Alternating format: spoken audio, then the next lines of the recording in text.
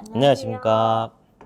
저는 김다인 세무사라고 합니다. 반갑습니다. 안녕하세요. 홈택스보다는 홍택스. 저는 홍석빈 세무사라고 합니다. 네, 오늘은 초기 사업자분들이 많이 궁금해하시는 주제를 가지고 와봤어요. 사업을 할 때 왜 세무사가 필요한지 이제 김다인 세무사님과 한번 대화를 나눠보려고 하거든요. 사실은 사업 초기에 매출이 많이 발생하는 것은 정말 어려운 일이기 때문에 다달이 기장료 빠져나가는 것도 사실은 사업 초기 대표님들에게는 부담이 될 수가 있는 일일 수 있죠. 네, 그렇죠. 그리고 사업 초기에는 아무래도 매월 빠져나가는 고정비를 잡는 것도 꽤 중요하기 때문에 이렇게 망설이고 있는 분들이 많을 수 있는데요. 오늘 한번 세무사를 왜 써야 되는지 알아보도록 하겠습니다. 네, 짜라롱. 그러면은 일단 김다인 세무사님께 먼저 여쭤보고 싶어요. 사업을 할 때 왜 세무사가 필요할까요? 첫 번째 중요한 이유는 세금 신고를 실수하게 되면 곧바로 경제적 손실이 오기 때문이에요. 처음에 이 말이 딱히 마음에 와닿지 않을 수 있거든요. 근데 이제 사업을 하시면서 혼자 뭐 부가가치세, 소득세 이런 거 신고하시다가 어느 날 갑자기 세무서에서 연락이 와요. 뭐 매출이 누락됐다, 뭐 수익 금액 누락됐다 이런 걸로요. 그러면 제가 앞단에 이 얘기한 세금 신고를 실수하게 되면 곧바로 경제적 손실이 온다는 이 말을 뼈저리게 느끼실 수 있으실 거예요. 뭐 그제서야 느끼게 되는 거죠. 뭐 세금은 기본적으로 모르면 더 낸다, 뭐 틀리면 가산세 이런 구조라고 생각하면 좀 간단하고 쉬워요. 그쵸. 네. 예를 들어서 부가가치세 신고를 하면서 뭐 매입이 누락됐어요. 그러면 이건 낼 걸 안 낸 건 아니기 때문에 경정 청구로 그 더 냈던 세금을 돌려받으면 되는 거거든요. 근데 만약에 매입이 아니라 매출이 누락됐다. 뭐 1억을 뭐 누락했어요. 예를 들어서. 근데 그러면 뭐당 1억에 대한 부가가치세 1,000만 원을 당초 내야 되는 기한 내에 안 낸 거라고 할 수 있겠죠. 그러면 이제 당초에 안 낸 본세 1,000만 원 그리고 여기를 매출을 누락했으면은 세금계산서 당연히 발급 안 하셨을 테니까 세금계산서 미발급 가산세 200만 원 거기에 과소신고 가산세 100만 원 그리고 납부지연 가산세는 1년에 대략 8% 정도 부과가 되거든요. 근데 뭐 예를 들어서 세무서에서 연락이 1년 뒤에 왔어요. 뭐 그러면은 이제 뭐 사실은 그거보다 더 늦게 오는 경우가 많은데 그러면 최소 진짜 1년 뒤에 왔다는 가정하에 납부지연 가산세는 80만 원. 대략 이렇게만 계산해도 1,400만 원인가량이 되거든요. 그러니까 이게 세금 실수라는 게 뭐 대충 계산기 두들겨 보면 엄청난 경제적 손실인 거예요. 원래 제때 뭐 잘 냈으면 1,000만 원, 그다음에 나중에 이제 세무서에서 추징 들어오면 1,400만 원.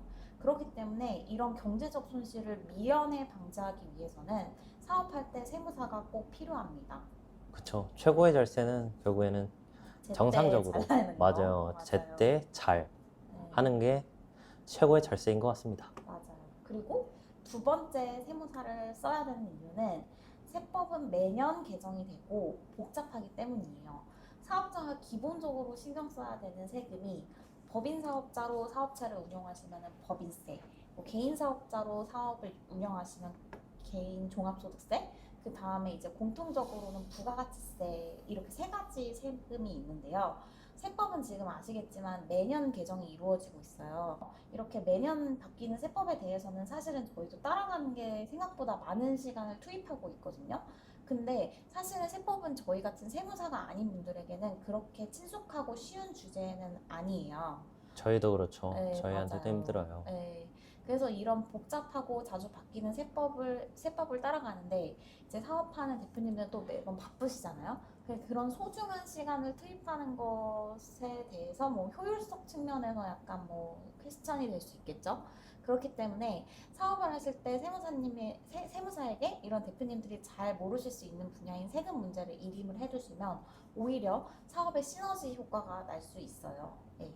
그리고 세 번째로는 세무조사 대응이나 리스크 관리 측면에서 많은 도움을 받을 수 있기 때문인데요. 뭐 사실은 이거는 어느 정도 규모가 있는 대표님들에게 발생하는 일이어서 세무조사가 뭐 들어오는 정도의 규모의 사업을 하고 계시면 일단 이미 세무사가 있으실 거예요. 그래서 좀 간단하게 설명을 하고 넘어가자면 저희가 조사 대상에 선정되는 기준을 아주 정확하게는 저희도 알 수 없지만 대략 이제 어떤 기준으로 조사 대상을 선정하는지 아주 조금은 예측이 가능하거든요. 그래서 장부를 뭐 작성할 때 뭐 소득률을 맞춘다든지 등등 이런 거를 사전에 준비하는 거예요. 그래서 이제 뭐 말하자면 저희가 대표님들이 미리 인지하지 못한 리스크를 사전에 고지를 해드림으로써 어느 정도 리스크를 해치하는 효과를 드리는 거죠. 근데 이제 뭐 그럼에도 불구하고 뭐 세무조사가 나왔다. 뭐 근데 이런 거는 뭐 받을 때가 돼서 나온 거기는 한데요. 맞아요. 나올 수 있거든요. 근데 그럴 때는 이제 저희가 적극적으로 더 대응을 해드리는 거죠. 세무서에서 연락 오면 다 저희가 요청사항 정리하고 또 세무서 통화하려고 하면은 좀 괜히 간 떨리는데 그런 거 저희가 다 해드리고 이렇게 저희가 적극적으로 관리를 해드립니다. 맞아요. 저도 여기서 할 말이 있는 게 결국에는 사업 초기부터 같이 해오시거나 아니면 중간에 뭐 하셨더라도 상관은 없는데 결국에는 그 업체와의 소통을 통해서 지금까지 히스토리가 쌓여 있을 거고 그리고 그거에 대해서 잘 파악하고 있고 왜 이때는 이런 처리를 했는지 그리고 이 비용은 무엇인지 이 매출은 왜 이렇게 구조가 짜여 있는지를 미리 얘기를 한 상태라고 한다면은 세무조사 대응이 좀 더 매끄럽고 좀 용이할 수가 있어요. 이게 세무조사가 나온다고 해서 모든 거를 어 이제 막을 수는 없는 거거든요. 막는다고 표현을 했지만 결국에는 줄 수 있는 부분은 내야 되고 줄 수 있는 부분은 줘야 되고 그리고 우리가 세법상 이거는 정확하게 처리를 했다. 우리는 이런 상황에 있었고 이러 하기 때문에 이런 처리를 했다라고 대응을 할 수 있는 게 중요하거든요. 세무조사에서는. 근데 이제 미리 세무사님과 계속해서 소통을 해온 업체라면은 이런 과정이 좀 더 매끄러울 거예요. 그래서 그 김다인 세무사님께서 이런 말씀을 해준 게 아닌가 싶습니다. 네, 이제 저는 이제 이 정도로 된 것 같고 이제 홍석빈 세무사님이 생각하는 세무사를 써야 되는 이유가 뭐가 있을까요? 저는 이렇게 생각해요. 세무사는 세금을 이제 신고를 해주고 절세 방안을 찾아주는 역할이죠. 그게 저희의 업이고, 대표님들께서는 본인들의 그런 사업이 있을 거예요. 그런 업을 하는 것이 좀 더 중요하다고 생각을 하는 게, 본업에 집중한다고 하죠. 본업에 집중해야지 사업을 좀 더 잘 영위할 수 있을 거고, 앞으로 매출이나 아니면은 그 사업을 성장시키는 데 있어서 다들 계획이 있으실 거잖아요. 그런 거에 집중을 더 할 수 있다는 점이죠. 예를 들면은, 종합소득세 신고, 부가세 신고, 그리고 인건비 신고, 사대보험 관리, 이런 것들이 좀 세금에는 좀 많잖아요. 그렇기 때문에 세무사들이 이런 걸 챙겨주면은 오히려 그 사업자분들께서는 좀 더 사업에 집중할 수 있지 않을까 싶어요. 세법은 아까 김다인 세무사님께서 말씀해 주셨듯이 맨날 개정되고 그리고 일을 또 계속해서 사람이다 보니까 숙지하고 있기에는 좀 어려운 부분이 있어요. 그런 부분은 이제 저희가 그 세금을 업으로 삼고 있기 때문에 업으로 삼는 전문가들한테 맡겨주신다면은 이런 부분에 대해서 누락하거나 아니면 잘못된 신고를 할 여지가 좀 줄어드는 거죠. 그렇기 때문에 저는 본업에 집중할 수 있기 때문에 세무사를 써야 된다라고 좀 말씀을 드리고 싶고요. 그리고 저희가 좀 이제 상담을 하는 과정에 있어서 그 대표님들과 얘기를 하다 보면은 절세 전략을 맞춤으로 제공해 드릴 수가 있어요. 뭐 예를 들면 법인 전환 타임은 언제 가져가야 되는지, 배당은 어떻게 해야 되는지, 그리고 임대소득에 대해서 이렇게 발생하는데 어떻게 구조를 짜야 되는지 이런 거에 대해서는 저희가 상황에 맞춰서 절세 전략이나 아니면 앞으로 사업을 어떻게 영위하셔야 될지 그런 방안이나 계획에 좀 어느 정도 그런 조언을 해드릴 수 있기 때문에 저는 세무사를 써야 되지 않나 싶습니다. 그렇다고 한다면은 이제 저는 이렇게 정리를 할 수 있을 것 같은데 그러면 사업을 할 때 그러면 도대체 어느 시점에 세무사를 써야 되는지에 대해서 한번 말씀해 주실까요? 네, 이제 사실은 사업자 등록 단계부터 뭐 세무사를 이제 쓰시면 좋긴 합니다. 근데 이거는 좀 오해가 있을 수 있을 것 같아요. 뭐 그러면 사업 개시하자마자 바로 그냥 세무사 쓰라는 말이냐, 뭐 이렇게요. 뭐 그런 것까지는 아니죠. 네. 그러니까 뭐 이게 저희가 단순히 돈 벌려고 얘기하는 점은 아니라는 거. 알아주셨으면 좋겠고요. 네, 저는 그런데 김다인 세무사님 또 모르겠네요. 네? 그러세요? 그렇죠. 그래서 이게 개인 사업자든 법인 사업자든 사업자 등록 단계부터 이제 세무사의 도움을 받으시면 시작부터 구조를 좀 잘 짤 수 있어요. 뭐 예를 들어서 뭐 간이 과세자를 할 것이냐, 뭐 일반 과세자를 할 것이냐, 뭐 업종 코드를 뭘로 할 것이냐, 뭐 개업인을 언제로 설정할 것이냐, 이런 것들은 이제 세금에 좀 영향을 미칠 수 있는 부분이거든요. 예를 들어서 뭐 이제 부가가치세 환급 또는 감면 적용 이런 데 영향을 미칠 수 있는 부분이기 때문에 같은 내용의 사업을 하더라도, 그러니까 똑같은 출발선에서 시작을 하더라도 납부하는 세금이 달라질 수 있어요. 그래서 이제 사업자 등록 단계부터 이제 세무사가 필요합니다. 네. 맞습니다. 그리고 두 번째로는 부가가치세 신고나 종합소득세 신고가 부담될 때 이제 세무사를 찾아오시면 좋습니다.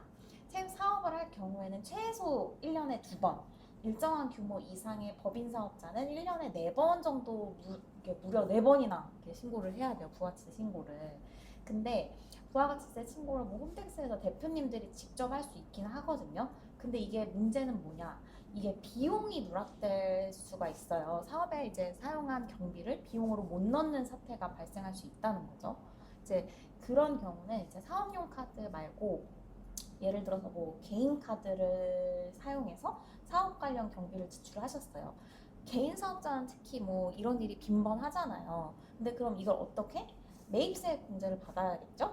근데 기본적으로 홈택스에 이 사업용 카드로 이게 등록되지 않은 카드는 대표님들이 비용 계산하기가 좀 어려우신 게 전산, 즉 홈택스로 이 카드 내역을 확인하는 것이 어려우세요. 그럼 이런 비용들을 누락을 하면 부가가치세 효과 10%, 종소세 효과 뭐 또는 법인세 효과까지 고려를 하면 대표님들에게 큰 손실로 이제 다가올 수가 있다는 거죠. 그리고 그 다음에 이제 홍석빈 세무사님이 생각하는 세무사를 써야 하는 때, 그때가 뭐 언제라고 생각을 하시나요? 저는 항상 이제 상담 오시는 분들께 말씀드리는 게 있어요. 다른 것까지는 일단 종합소득세 신고, 부가세 신고, 요즘은 홈택스가 잘 돼 있어서 신고 정도는 할 수가 있어요. 근데 이제 매달 이제 신고해야 될 직원이 있는 경우에는 저희가 좀 세무사를 쓰라고 말씀을 드려요. 왜냐면은 직원을 고용하게 되면은 직원이라고 하면 일단 직원에 대해서 설명을 드리자고 하면은 일반 그 근로자, 그리고 일용직 근로자, 그리고 프리랜서로 나눌 수가 있는데 대표적으로 일반 근로자의 경우에는 사대보험을 드는 근로자를 말하거든요. 근데 이제 이 사대보험 업무와 함께 그리고 원천세를 이제 매달 신고를 해야 되는 거죠. 그렇게 된다고 하면은 한 달에 한 번씩 지방세 신고, 국세 신고, 그리고 간이지급 명세서 제출, 그리고 1년에 한 번 혹은 반기에 한 번씩 결국에 그런 지급 명세서 제출을 해야 되는데 사업에 집중하다 보면은 사실 사람인지라 한 번씩은 놓치거든요. 그렇기 때문에 제출해야 될 서식도 한 번씩 누락하는 경우도 있고요. 그래서 가산세를 좀 맞는 경우를 많이 봤는데 이런 경우에 있다고 하면은 세무사를 쓰는 걸 추천드립니다. 그리고 세금계산서 발행할 일이 있는 경우에는 좀 추천을 드리고 싶어요. 왜냐면은 뭐 한두 건을 발행하는 건 상관이 없다고 생각을 하는데 이제 업종 특성상 100건에서 200건, 심지어는 많게는 한 3, 400건씩 세금 계산서를 발행할 일이 있어요. 그렇게 된다고 하면은 일단은 공급 시기, 이게 그 공급 시기가 좀 중요하잖아요. 어찌됐든. 맞아요. 그런 판단하는 문제도 있고 그게 아니더라도 단순하게 계속해서 이제 사업에 집중하다 보면은 세금계산서 발행을 누락할 일도 있고 이러면 매출 누락으로 또 이어질 수가 있어요. 그리고 이제 세금계산서를 이제 발급받는 경우에도 마찬가지로 그 반대 그 상대방 거래처 분들께서 이제 제대로 세금계산서를 발행해 줬는지 안 해줬는지를 좀 확인하고 싶잖아요. 근데 매번 그거는 저희가 체크하는 게 어렵잖아요. 이럴 때 좀 세무사를 추천드리고 있습니다. 그리고 또 마지막으로 좀 어느 때 하는 걸 추천드리냐.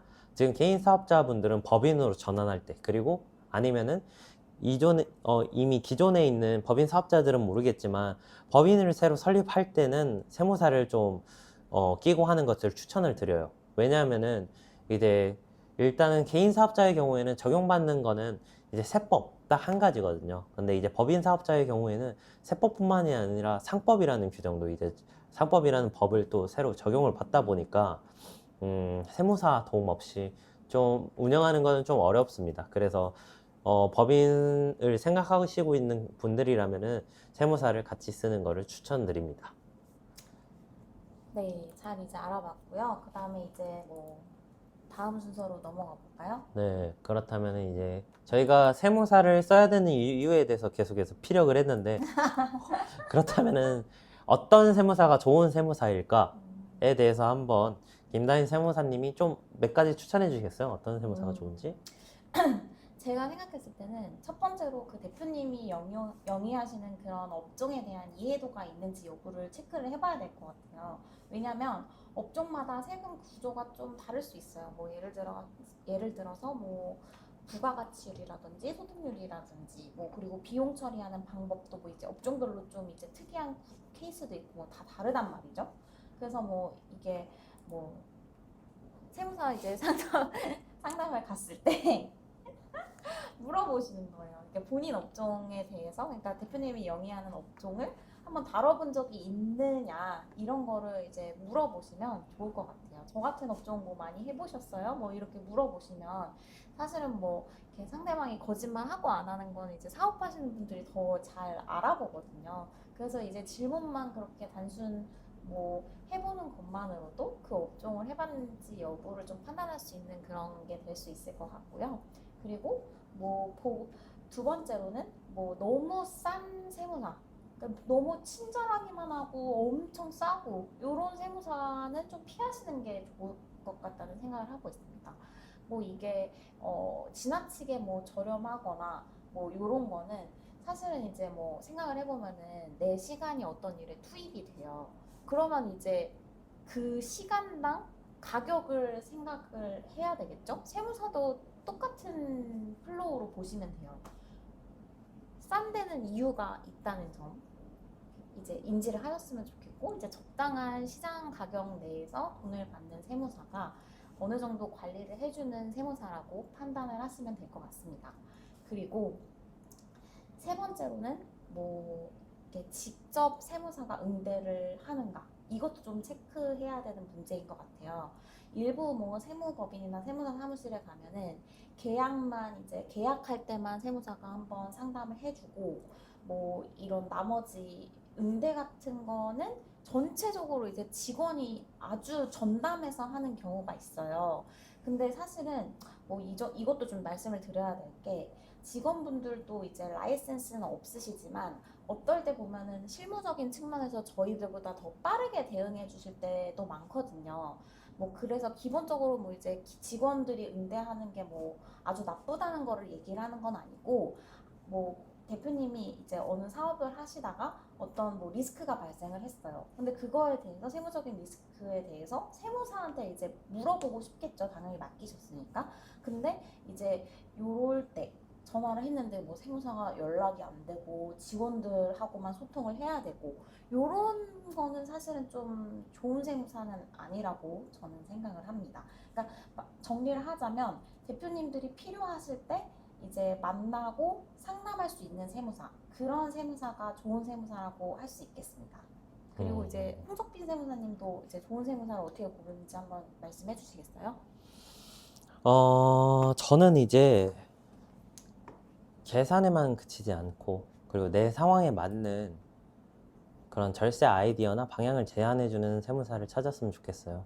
왜냐면은 이게 세무사가 물론 세금을 계산해주는 그런 직업이긴 해요. 그렇지만 또 다른 역할을 할 수 있는 게 세무사거든요. 어, 그 어떤 게 있냐면은 이 상황에 맞는 절세 방안을 제시해 주는 거예요. 그래서 근데 그러려고 한다고 하면은 내 상황에 분명히 관심을 가져야 될 거예요. 그래서 단순히 가격만을 말하고 이제 이런 관리가 들어갈 거예요. 이렇게 끝나는 게 아니라 지금 이제 어떤 사업을 정확하게 영위하는지 좀 한번 더 얘기해 줄 수 있어요? 그러면서 그 얘기를 듣고 나서 매출 구조나 아니면은 비용이나 이런 구조들은 이렇게 가져가면 좋을 것 같고요. 앞으로를 생각했을 때는 이런 것도 하시는 게 좋다, 이런 것도 하시는 게 좋다, 내 상황에 맞는 그런 제안을 해주는 세무사가 좋은 것 같아요. 그게 관심의 척도라고 생각하거든요, 저는. 그리고 관심이 중요한 게, 관심을 가져야지 어찌됐든 틀리지 않고, 그리고 그 상황에 맞는 절세 방안을 제시해 줄 수가 있는 거죠. 그렇기 때문에 저는 좀 더 소통을 하고, 저한테 관심을 갖고, 그리고 절세 방안이나 아이디어를 제시해 줄 수 있는 그런 세무사가 좋은 세무사라고 생각합니다. 그리고 또 한 가지 말씀드리고 싶은 거는, 탈세를 말하는 세무사는 좀 배제를 하셨으면 좋겠습니다. 세무사를 이용하는 고객들은 이제 절세 범위와 탈세의 범위에 대해서 잘 모르거든요. 그렇다 보니까 세무사님께서 그냥 세금을 그냥 줄여주겠다 하면 그게 탈세인지 절세인지를 모른단 말이에요. 근데 이제 제가 말씀드리고 싶은 거는, 제가 상황을 정확하게 설명을 안 했는데, 일단 수임료가 얼마죠? 그리고 이게 제가 상황을 말 안 했지만 확실히 줄어들 수 있는 부분인가요? 라고 물어봤을 때 호언장담하고 이건 무조건 저희가 줄일 수 있습니다, 이렇게 말하는 세무사는 좀 피해야 될 것 같아요. 왜냐하면 저희가 기본적인 자료도 없이 사실은 절세를 말할 수 있는 게 아니거든요. 그 상황을 좀 더 들여다보고 장부를 보고 어떤 매출 구조인지, 그리고 비용은 어떻게 구성되어 있는지를 보고 절세를 말씀드릴 수 있는 거지, 그 전에 사전적으로 무조건 줄일 수 있다라고 말할 수 있지 않거든요. 세무사가 신이 아니다 보니까. 그렇기 때문에 실제로도 세무사가 절세의 범위를 넘어서 탈세의 범위까지 이제 과하게 세금을 줄여주는 바람에 납세자가 오히려 당초에 내야 되는 세금 이상을 내는 경우도 많이 봤어요. 그런 이제 제멋대로 세금을 신고를 해서 영세 사업자가 세무조상이 되는 그런 대표적인 일들이 좀 있었죠. 프리랜서 분들, 이 대표적으로 헬스 트레이너 분들이 이런 사건들도 있었고, 보험 설계사들 그런 사건들도 있었고. 그런데 그거는 순전히 탈세의 범위에서 이루어져서 그렇고, 절세의 범위에서 세금이 줄어들었다면 이런 문제가 될 일은 전혀 없기 때문에, 무조건 줄여주는 세무사가 저는 좋은 세무사라고 생각하지 않고, 이렇게 처리를 하시면은 문제가 될 것 같아요. 아니면은 이 정도 저희가 절세의 범위에서 이렇게 세금이 줄어들 수 있는 범위는 이 정도까지입니다. 그리고 앞으로 좀 더 관리를 해서 앞으로 이제 장기적인 관점에서 세금을 말하는 세무사가 좀 좋은 세무사라고 생각하거든요. 그렇기 때문에 정리하자면은 결국에는 무조건 줄여준다라고 말하는 세무사는 좀 피하셨으면 좋겠습니다. 네, 이제 잘 들어봤고요. 한 가지 더 말해도 될까요? 아, 그리고 이거랑 방금 이제 약간 같은 흐름으로 말하는 건데, 그렇다면은 나를 귀찮게 하는 세무사를 찾는 걸 추천드립니다. 왜냐면은 제 상황에 관심을 갖고 계속해서 질문을 하고 귀찮게 한다는 거는 결국에는 관심이 있다는 거죠. 그죠. 관심이 있고 절세 방안을 찾기 위해서, 그리고 좀 어느 정도 미심적인 부분이 있거나 아니면 이 부분은 세법을 위반할 가능성이 높다라고 생각을 하셔서 계속해서 바쁘신데도 불구하고 귀찮게 해드리는 거거든요. 만약에 전에 맡겼던 사무실에서는 아무런 연락 없이 잘 처리해 줬는데요, 이렇게 말씀하시는 분들도 있어요. 근데 맞아요. 물론 잘 처리해 주실 수도 있지만은, 근데 저희는 한 번 더 질문함으로써 다양한 정보를 얻거든요. 그 정보에서 지금 당장은 뭐 해드릴 일이 없지만, 없더라도 그런 부분을 체크하고 있다가 결국엔 세법이 개정되거나 아니면은 저희가 미처 파악하지 못했던 부분을 그때 이제 파악을 해서 다시 세액 공제나 세액 감면 이런 걸 적용해 줄 수도 있고, 그렇기 때문에 좀 그 연락이 자주 오고, 그리고 다양한 자료를 요청하더라도 귀찮아하지 않으셨으면 좋겠어요. 귀찮게 하는 세무사가 일단은 저는 좋은 세무사라고 생각합니다. 동의하시나요? 네, 제청합니다. 네, 그러면 오늘은 저희가 여기까지 하겠고요. 네, 긴 대화 들어주셔서 감사합니다. 감사합니다. 네, 감사합니다.